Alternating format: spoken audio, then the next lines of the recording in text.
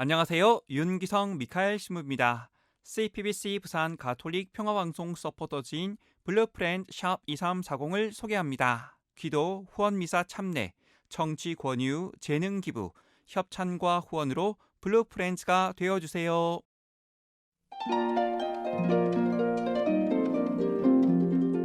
사순 제2주간 토요일에 보내드리는 오늘의 강론. 부산교구 대레사여자고등학교 교목 김성황 대건 안드레아 신부의 강론을 들으시겠습니다. 오늘 복음은 루카복음 15장 1절에서 3절, 11절에서 32절까지의 말씀입니다.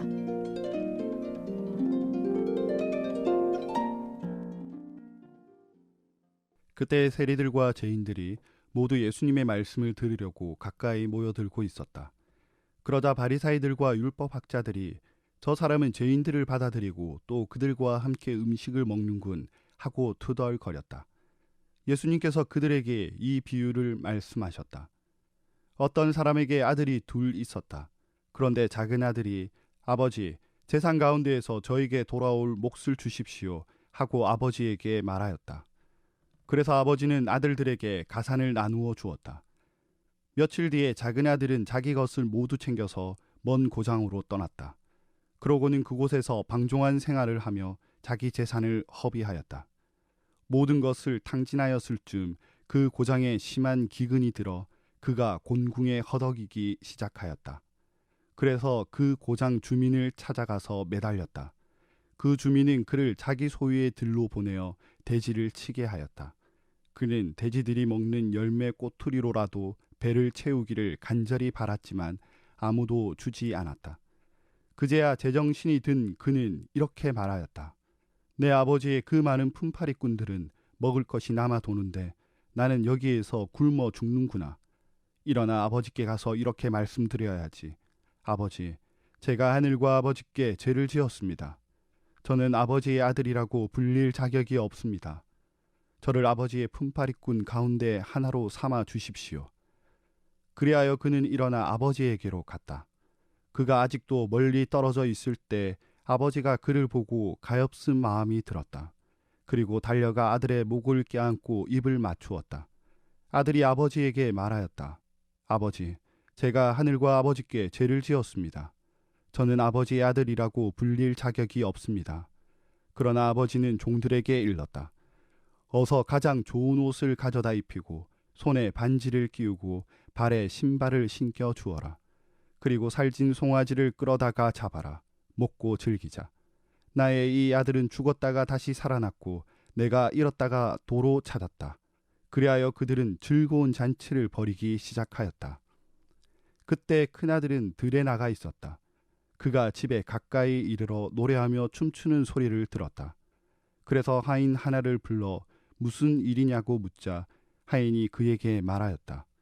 아우님이 오셨습니다. 아우님이 몸성이 돌아오셨다고 하여 아버님이 살찐 송아지를 잡으셨습니다.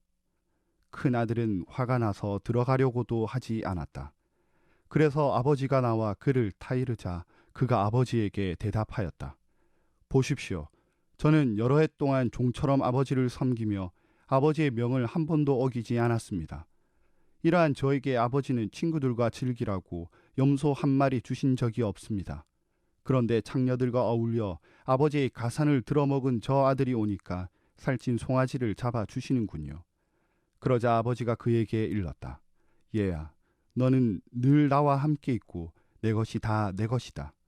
너의 저 아우는 죽었다가 다시 살아났고 내가 잃었다가 되찾았다. 그러니 즐기고 기뻐해야 한다. 부산 가톨릭 평화방송의 청자 여러분 안녕하세요. 오늘 예수님은 세리들과 죄인들을 만나십니다.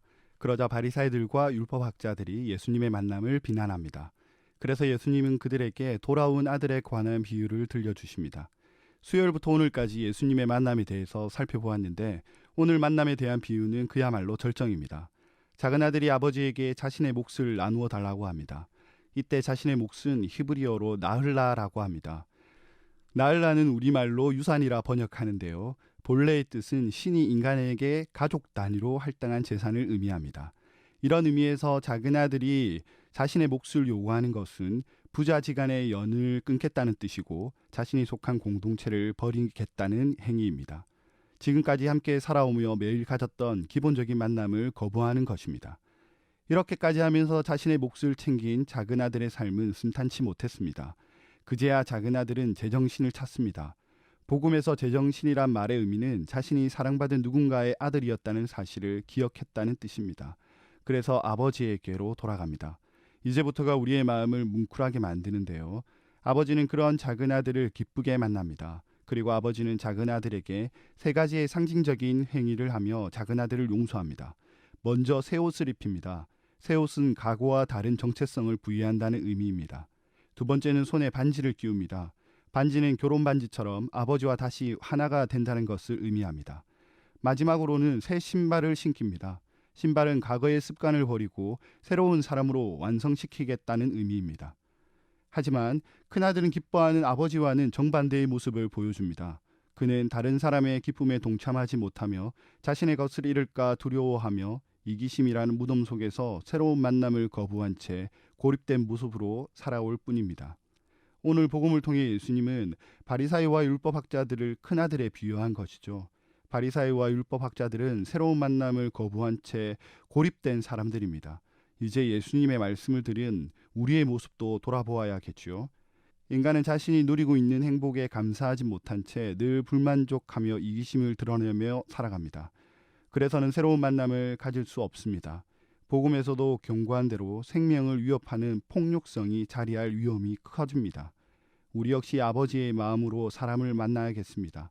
그 만남에는 기쁨이 함께하고 생명의 자리로 변하게 만들 것입니다.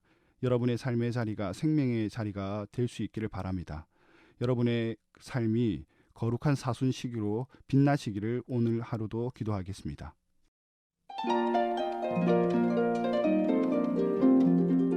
지금까지 부산교구 데레사여자고등학교 교목 김성황 대건 안드레아 신부의 강론을 들으셨습니다. 오늘의 강론은 매일 오전 11시 순교자들의 신앙을 본받아 미사를 봉헌하는 오륜대 순교자 성지와 함께합니다.